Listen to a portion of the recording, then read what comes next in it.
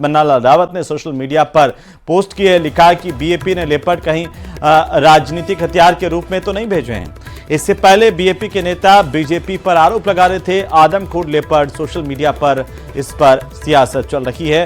तो ये देखिए कि किस तरीके से एक दूसरे पर आरोप प्रत्यारोप का सिलसिला जारी है और दूसरी तरफ ये आदमखोर लेपर्ड जो है वो लगातार शिकार कर रहा है। ग्रामीणों में इसे लेकर के भय है, आक्रोश भी है वन विभाग के प्रति कि आखिरकार इसको पकड़ा नहीं जा सका है।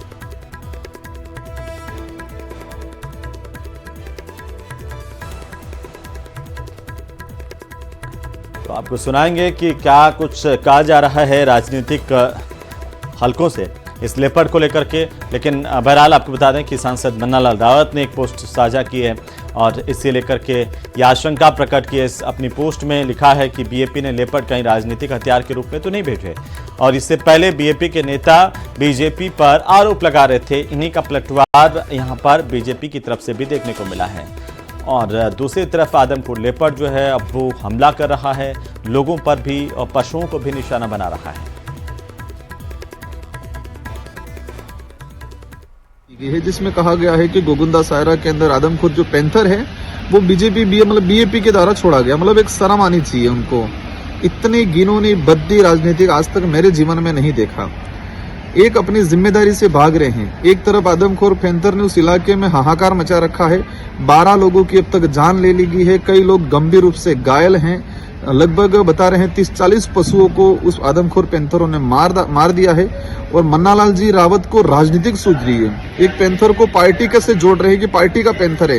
मतलब शर्म आनी चाहिए। इस तरह की राजनीतिक आज तक नहीं हुई है। आपकी जानकारी में बता दूं किस तरह से भाजपा के नेता उदयपुर संभाग के जो नेता है बद्दी राजनीति कर रहे हैं। और चलिए अब बात करेंगे कांग्रेस की, जहां पर पीसीसी के चीफ गोविंद सिंह डोटासरा ने एक प्रेस कॉन्फ्रेंस की। बीजेपी पर बड़ा हमला बोला है डोटासरा ने।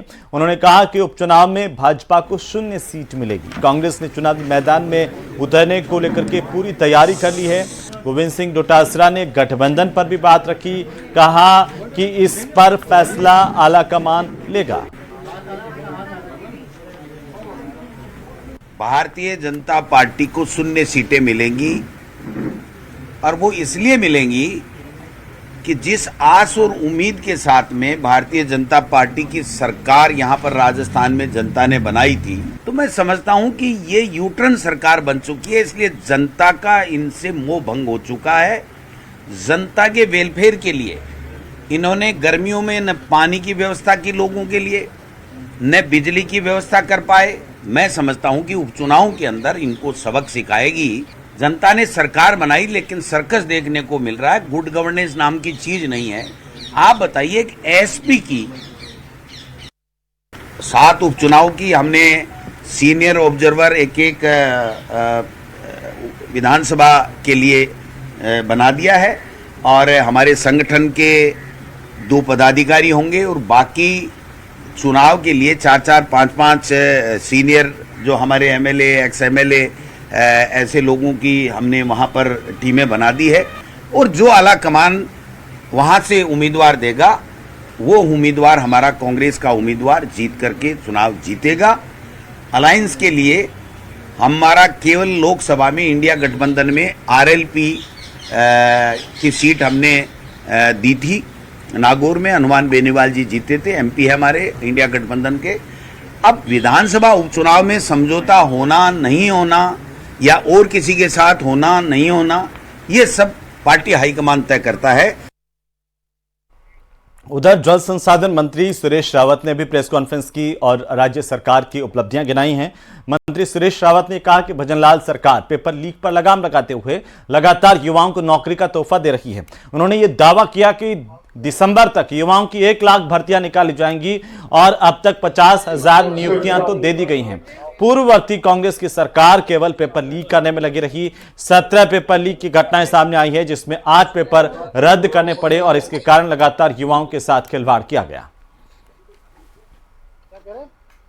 और हमारी जो सरकार है भजनलाल जी की, हमने कहा कि भाई 1 साल के अंदर हम 1 लाख लोगों को नौकरियां देंगे, तो दिसंबर तक ये आंकड़ा छूटेगा। कि आपने देखा होगा कि कई बार हमने जिला स्तर पर कार्यक्रम करके जिन लोगों को नौकरियां सरकार दे रही है उनको हमने नियुक्ति पत्र कार्यक्रम आयोजित करके दिए हैं, तो लगभग 50,000 के करीब ये आंकड़ा बैठा है। तो वहीं पूर्ववर्ती कांग्रेस सरकार के अंतिम 6 महीनों के फैसलों पर कैबिनेट सब कमेटी की बैठक हुई है, जिसमें आज 7 विभागों के करीब 40 प्रकरणों को लेकर के चर्चा की गई। बताया यह जा रहा है कि पिछली सरकार के फैसलों की समीक्षा में अभी 2 से 3 बैठकों का दौर अभी और चलेगा और इस पर फाइनल आउटकम आने में अभी थोड़ा वक्त लगेगा। यह भी कहा जा रहा है कि आचार संहिता से केवल 1 सप्ताह पहले लिए गए फैसलों पर कमेटी को ऐतराज है। आरोप यह भी है कि पिछली सरकार ने चुनाव में फायदा लेने के लिए कई फैसले किए, जिसकी सरकार समीक्षा करवा रही है। करीब 2 बैठकों के बाद में समिति सभी प्रकरणों की अंतिम समीक्षा करेगी और फिर मुख्यमंत्री को इसकी रिपोर्ट पेश की जाएगी। यह बहुत हमारी मीटिंग्स हुई हैं। अब स्लोली हम लास्ट इश्यूज पे आ रहे हैं और अनियमितताएं तो बहुत हुई हैं और अब ये हमारी लास्ट 1-2 मीटिंग खत्म करने के बाद फिर हमें टाइम खर्च करना पड़ेगा कि जो अनियमितताएं हैं उनके ऊपर फोकस करेंगे, क्योंकि बहुत इसमें घोटाले भी हुए हैं, इसके अंदर मिसयूज ऑफ पावर भी हुआ है और सबसे ज़्यादा मिसयूज हुआ है वो है कि जो आचार संहिता से कुछ हफ्ते पहले जो इन्होंने समाजों को सौगातें दिया, अरे दो तो सब समाज को दो ना, आप खुद समाज को दे रहे हो। वो जो पॉलिटिकल गिमिक, जो वोट लेने वाला जो गिमिक है, वो इन्होंने जो ब्रह्मास्त्र इन्होंने लास्ट में फेंका है, वो उसके अंदर तो इन्होंने बिल्कुल, देखिए साहब, टैक्स पेयर का पैसा है। अब टैक्स पेयर का पैसा आपको जुडिशियसली आपको खर्च करना चाहिए। इन्होंने सौगातें देके बस खाली वोट कैप्चरिंग के लिए, वो एक बहुत ही बड़ा इशू जो आता है कि भाई इन्होंने पब्लिक मनी मिसयूज किया। 7 विभागों के अनेक प्रकरणों पर आज विचार हुआ और मैं आपको बताऊं कि मुख्य रूप से जो प्रकरण आ रहे हैं, भूमि आवंटन के आ रहे हैं, उद्योग प्रयोजनार्थ भी है, सामाजिक प्रयोजनार्थ भी है और किसी प्रयोजनार्थ भी है। तो उनकी कैटेगरी करके जो विधिवत पारदर्शिता से आवंटन हुए हैं उसका उन तरह से एग्जामिन होगा और विद इन वीक आचार संहिता लगने के 1 सप्ताह या उससे 10 दिन के भीतर सारी प्रक्रिया जो ठीक नहीं लगती है, बहुत जल्दबाजी में जिनका आवंटन किया गया है और वो सामाजिक दृष्टि से भी उचित नहीं है, कानूनन भी उचित नहीं है, पैसे जमा नहीं हुए हैं, पोजीशन नहीं दिया है, लीज डीड नहीं हुआ है, उनका भी उस तरह से एग्जामिनेशन हो रहा है। तो वहीं कोटा के एक ट्यूशन सेंटर के टॉयलेट में मोबाइल से लड़कियों के वीडियो रिकॉर्ड करने का सनसनीखेज मामला सामने आया है। खबर के बाद हरकत में आई पुलिस ने ट्यूशन सेंटर के एक सफाई कर्मचारी को हिरासत में लिया। इस पूरे मामले में राज्य महिला आयोग भी जागा है और घटना को शर्मनाक बताया है।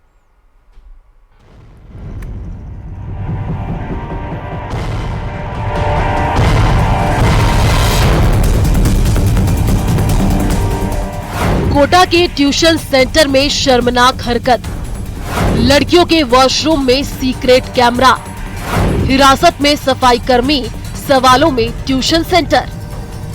कोचिंग सिटी में छात्राओं के साथ कौन कर रहा है गंदी बात। एक ट्यूशन सेंटर के वॉशरूम में जिस तरीके से मोबाइल फोन को छिपाकर लड़कियों की वीडियो बनाई गई, उसके बाद ये सवाल उठना लाजमी है। मामला खुला तो पुलिस प्रशासन भी हरकत में आया, जिसके बाद कैथनीपोल थाना पुलिस ने कोचिंग सेंटर के सफाई कर्मी को गिरफ्तार कर लिया। आरोपी के मोबाइल फोन से कई आपत्तिजनक वीडियो मिलने की बात कही जा रही है, जिन्हें डिलीट कराने का दावा भी किया जा रहा है। एसपी डॉक्टर अमृता दुहन का कहना है, इस मामले में भारतीय न्याय संहिता और आईटी एक्ट समेत कई धाराओं में मुकदमा दर्ज कर लिया गया है। जिला कोटा शहर के थाना कैथूनीपोल में हमें कल सूचना मिली थी एक निजी ट्यूशन सेंटर जहां पर 50-60 बच्चे पढ़ने आते हैं। वहां पर एक शौचालय में, एक वॉशरूम में वीडियो कैमरा इसका फोन का लगा के और रिकॉर्डिंग की जा रही थी महिलाओं की, बच्चियों की। तो उसको सूचना को मिलते ही तुरंत एसएचओ सीओ मौके पर पहुंचे और फोन को जब्त किया गया। जो फोन जिसका नाम है विकास पवार, जो वहां पर उस ट्यूशन सेंटर में पियोन का काम कर रहा था, उसको तुरंत डिटेन कर लिया गया और उनकी जो पीड़िता हैं उनकी कंप्लेंट पर एफआईआर 7 धाराओं में आईटी एक्ट में दर्ज कर और अनुसंधान जारी है। इसमें हम ये भी देखेंगे कि क्या ये सिर्फ उस विकास की अकेले की ही गलती रही है, अपराध रहा है, या इसमें और किसी की भी मिलीभगत है। उसी अनुसार अग्रिम कार्रवाई की जाएगी। कोचिंग सेंटर में हुए इस शर्मनाक वाकये पर राज्य महिला आयोग ने भी संज्ञान लिया और घटना को शर्मनाक बताया। राज्य महिला आयोग अध्यक्ष रेहाना रियाज ने बताया कि इस मामले पर कोटा कमिश्नर से बातचीत के दौरान उन्होंने आरोपी को कड़ी से कड़ी सजा देने की मांग की है। बच्चियों की जो बाथरूम के अंदर किसी ने मोबाइल फिट कर रखा था, तो किसी लड़की की नजर गई, जो कोचिंग में जो बच्चे आते हैं उनमें से किसी एक बच्ची की नजर उस पर गई। उन्होंने जाके कही, वो मोबाइल निकाला गया है। कमिश्नर साहब ने मुझे ये कहा है कि वो व्यक्ति को भी गिरफ्तार किया, मोबाइल हाथ में लेके उसमें जो भी आपत्तिजनक बातें थी जो उन्होंने रिकॉर्ड किया था सारा डिलीट किया गया है। तो मैंने उनको कहा है कि अगर यूरिन करने में भी परहेज करें बच्चियां, अगर कोई वॉशरूम को यूज करने में परहेज करें, अगर नहाने के लिए परहेज करें, तो मैंने कहा ये कैसी जिंदगी है। तो मैंने कहा गिरफ्तारी नहीं है उसकी, अच्छी तरह से उसको जो मैक्सिमम पनिशमेंट मिल सकता है वो, और पुलिस जो कर सकता है उसके खिलाफ वो सब कुछ करें। लड़कियों के वॉशरूम में मोबाइल कैमरे से रिकॉर्डिंग कब से की जा रही थी ये साफ नहीं है। पुलिस फॉरेंसिक जांच की बात कर रही है ताकि ये पता चल सके कि मोबाइल रिकॉर्डिंग कब से की जा रही थी, साथ ही ये भी पता चल सके कि कोई वीडियो वायरल हुआ है या नहीं। अब सबसे बड़ा और अहम सवाल ये है कि क्या सफाई कर्मी अकेले इस पूरे मामले में शामिल है या फिर वो किसी के इशारे पर ऐसा कर रहा था।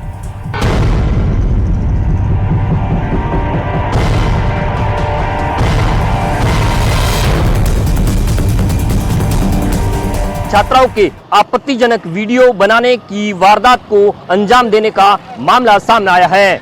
हालांकि पुलिस ने तत्परता दिखाते हुए वारदात को अंजाम देने वाले आरोपी को गिरफ्तार कर लिया। आरोपी इसी ट्यूशन सेंटर का सफाई कर्मचारी बताया जा रहा है। बड़ा सवाल कि आरोपी ने किसकी मिलीभगत से इस तरह की वारदात को अंजाम दिया। फिलहाल आरोपी से कड़ाई से पूछताछ की जा रही है। बेखौफ होकर ट्यूशन सेंटर में आरोपी ऐसे गंदी करतूत को अंजाम दे रहा था। आरोपी ने कई छात्राओं के वीडियो सोशल मीडिया पर तो वायरल नहीं किया। इस वारदात को अंजाम देने वाले में किसी और की मिलीभगत तो नहीं है। इन तमाम पहलुओं पर पुलिस जांच करने में जुटी हुई है। आरोपी से कड़ाई से पूछताछ के दौरान कई चौंकाने वाले खुलासे हो सकते हैं। कोटा से न्यूज़ 18 राजस्थान के लिए ओम प्रकाश मारू।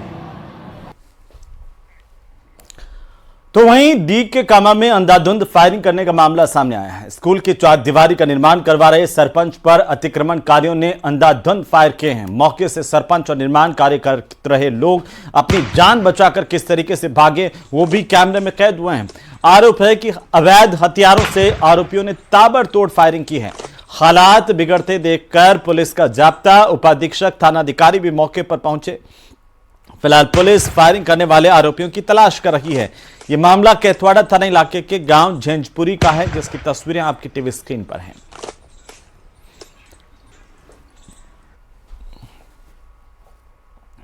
तो सरेआम फायर करते हुए बदमाश कैमरे में भी कैद हुए हैं।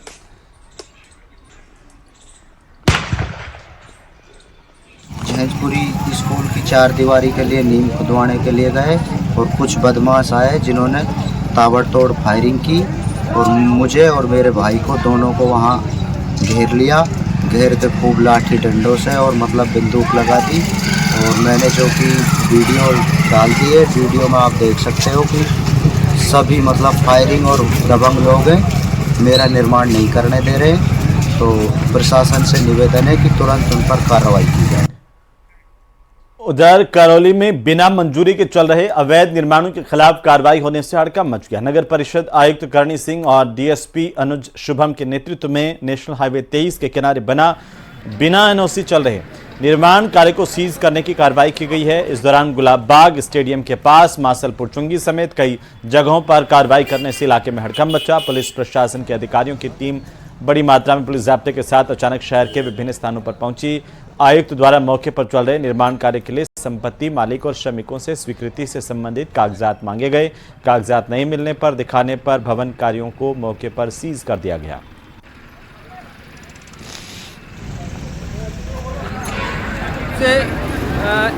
ये जो अवैध निर्माण हो रहे हैं इसलिए किया जा रहा है, नंबर 1। नंबर 2, कुछ बिल्डिंगों की हमें सूचना मिली कि यहाँ भी अवैध निर्माण है, इसलिए ये दोबारा आज हमने सीज करने की कार्रवाई की है। माननीय श्रीमान जिलाधीश महोदय के निर्देशानुसार ये कार्रवाई की जा रही है।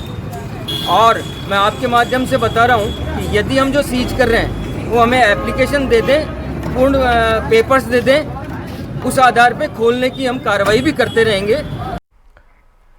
तो वहीं अजमेर नगर निगम ने अवैध निर्माण करने वाले 2 व्यावसायिक भवनों को सीज कर दिया। यहां पर नोटिस चस्पा करके इस संबंध में जवाब तलब किया गया और अजमेर नगर निगम के अधिशासी अभियंता धर्मेंद्र आनंद ने यह बताया कि निगम के द्वारा अलग अलग स्थान पर अवैध रूप से निर्माण को लेकर आई शिकायतें और इस पर यह कार्रवाई की गई। इस पर अपने स्तर पर भी जांच करवाई गई और गलत रूप से भवन निर्माण करने वाले लोगों पर यह कार्रवाई की गई है। और इसी के तहत आदर्श नगर नसीराबाद रोड पर 3+ बेसमेंट का निर्माण किया जा रहा था। इस पर सेटबैक नहीं छोड़ा गया, इसे लेकर नोटिस दिया गया, लेकिन नोटिस का कोई जवाब नहीं दिया गया, तो ऐसे में सीज की कार्रवाई की गई है। इसी तरह से कालाबाग पर भी G+1 का नक्शा पास करवाया गया, लेकिन क्षेत्रफल से आगे निर्माण करवा दिया गया। इसे लेकर आज सीज की कार्रवाई की गई और दोनों ही स्थान पर नोटिस चस्पा कर जवाब भी मांगा गया।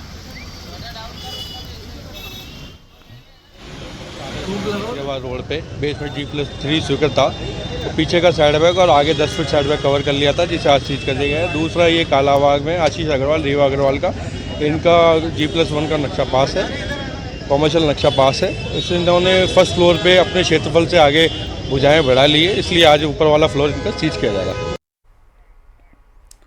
इसी के साथ ही इस बुलेटिन में फिलहाल इतना ही। आप देखते रहिए न्यूज़ 18 राजस्थान। नमस्कार।